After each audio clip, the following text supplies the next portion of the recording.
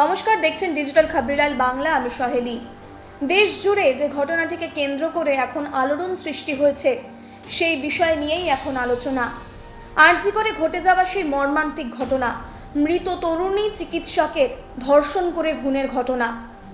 সেই তরুণী চিকিৎসকের পরিবার যেন এবার আশা হারাচ্ছেন সিবিআই তদন্ত প্রক্রিয়ার থেকে।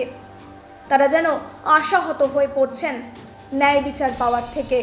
আরজি করে এই ঘটনার পরে তদন্ত প্রক্রিয়া প্রাথমিকভাবে ছিল কলকাতা পুলিশের হাতে, এবং তারপরেই সেই ঘটনায় সেই তদন্ত প্রক্রিয়াতে কলকাতা পুলিশের তদন্ত প্রক্রিয়ায় রীতিমতো অসন্তোষ প্রকাশ করেছিলেন কলকাতা হাইকোর্ট, এবং তারপরেই সেই তদন্তভার চলে যায় সিবিআইয়ের হাতে। তবে সিবিআইয়ের হাতে তদন্ত প্রক্রিয়া যাওয়ার পরে উচ্ছ্বসিত হয়ে উঠেছিল সাধারণ মানুষ, এমনকি আশাবাদী হয়ে উঠেছিলেন নির্যাতিতার পরিবারও। তখন তারা জানিয়েছিলেন যে তারা সিবিআই তদন্ত প্রক্রিয়ার উপরে আশাবাদী, তারা ন্যায় বিচার চান, তারা রাজনীতি চান না।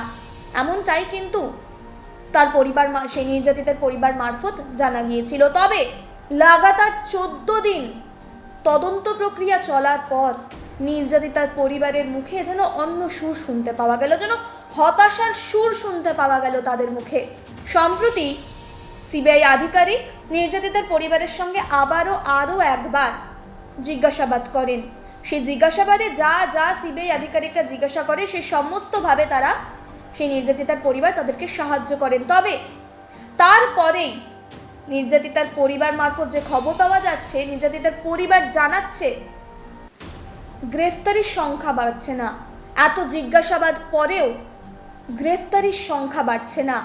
এর থেকেই প্রশ্ন উঠতে শুরু করেছে, তাহলে কি নির্যাতিতার পরিবার এবার সিবিআইয়ের তদন্ত প্রক্রিয়ায় আশাহত হয়ে পড়ছেন? তাদের গলায় কি তাহলে এবার হতাশার সুর শুনতে পাওয়া যাচ্ছে?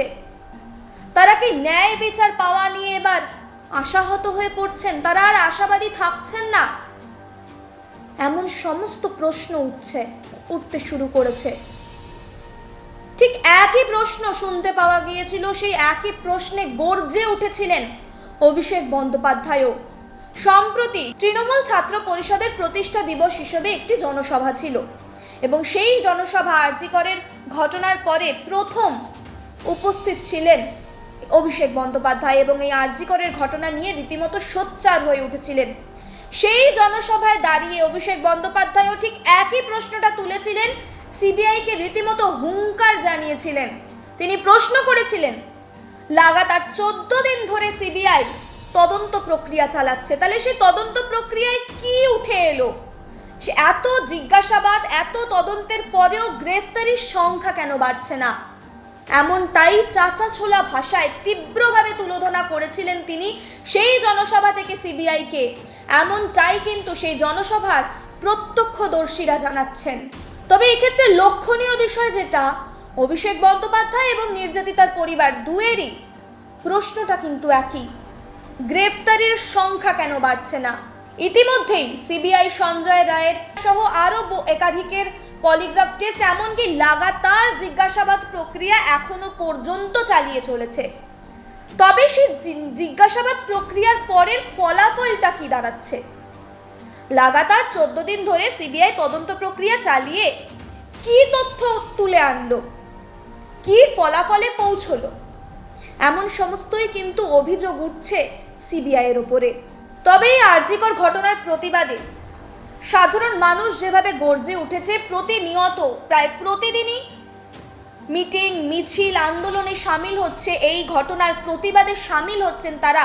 সেই সমস্ত প্রতিবাদকে, সেই সমস্ত আন্দোলনকে নির্যাতিতার পরিবার সম্পূর্ণরূপে সমর্থন করছেন। তবে তারা জানাচ্ছেন এমন কোনো ঘটনা যেন না ঘটে যেখানে সাধারণ মানুষকে দুর্ভোগজনিত অবস্থা ভোগ করতে হয়। এই আন্দোলনের জেরে কেউ আহত হলে সেই সমস্ত বিষয়গুলি তারা চান না, সেই সমস্ত বিষয়গুলিকে তারা সমর্থন করছেন না। এমনকি রাজনীতিকেও এই ঘটনার ক্ষেত্রে সমর্থন করছে না, তারা অরাজনৈতিক কর্মসূচিগুলিকে সমর্থন জানাচ্ছেন।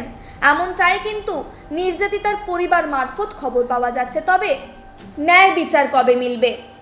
কারণ এর আগেও বহুবার বহু তদন্ত প্রক্রিয়া সিবিআই সুরাহা করতে পারেনি, এমনটাই কিন্তু সূত্রের উঠে এসেছিল। তবে এবারও কি এই আর.জি. করের ঘটনার ক্ষেত্রেও কি সেই একই পুনরাবৃত্তি ঘটতে চলেছে, নাকি সাধারণ মানুষ যেভাবে সমাজ মাধ্যম থেকে শুরু করে রাজপথ দখল করে গর্জে উঠেছেন, তারা প্রতিটি দিনের হিসাব রাখছেন, সেই সমস্ত বিষয়গুলিকে নজরে রেখে সিবিআই তৎপর হয়ে উঠবে, নড়ে চড়ে বসবে? নির্যাতিতার পরিবার যেভাবে ধীরে ধীরে আশা হারিয়ে ফেলছিলেন তদন্ত প্রক্রিয়ার ওপরে সিবিআইয়ের, তারা কি আবারও আশাবাদী হতে পারবেন? তবে নির্যাতিতার পরিবারের করুণ আর্তি এটাই যে সিবিআই তার তদন্ত প্রক্রিয়ায় সফল হোক এবং এই যে ঘটনাটি ঘটেছে, চরম নিন্দনীয় ঘটনার, এই তদন্ত প্রক্রিয়ার সুরাহা হোক, সত্বর এই ঘটনাটির বিহিত হোক। তবে এর থেকেই প্রশ্ন উঠছে, তাহলে কি নির্যাতিতার পরিবার সিবিআইয়ের ওপর চাপ সৃষ্টি করতে চাইছেন? তবে সূত্রের খবর, এই আন্দোলন যেভাবে, এই মিছিল যেভাবে জোরালো হচ্ছে, এই জোরালো আন্দোলনকে যেভাবে তারা সমর্থন জানাচ্ছেন, তাহলে কি এর মাধ্যমেই সিবিআইয়ের ওপরে চাপ সৃষ্টি করছেন তারা এই ঘটনাটির বিহিত করার জন্য? তবে এর থেকে তো এটা স্পষ্ট হচ্ছেই, এমনটাই মনে করছেন রাজনৈতিক বিশ্লেষকরা, যে প্রশ্ন যতই উঠুক যে সিবিআইয়ের তদন্ত প্রক্রিয়ায় আশাহত হয়ে পড়ছেন সাধারণ মানুষ থেকে শুরু করে নির্যাতিতার পরিবার, তবে এক্ষেত্রে নিজেদের দাবিতে তারা কিন্তু অনড় রয়েছেন। সঙ্গে থাকুন, দেখতে থাকুন ডিজিটাল খবরিলাল বাংলা, খবর আপনাদের, নজর আমাদের।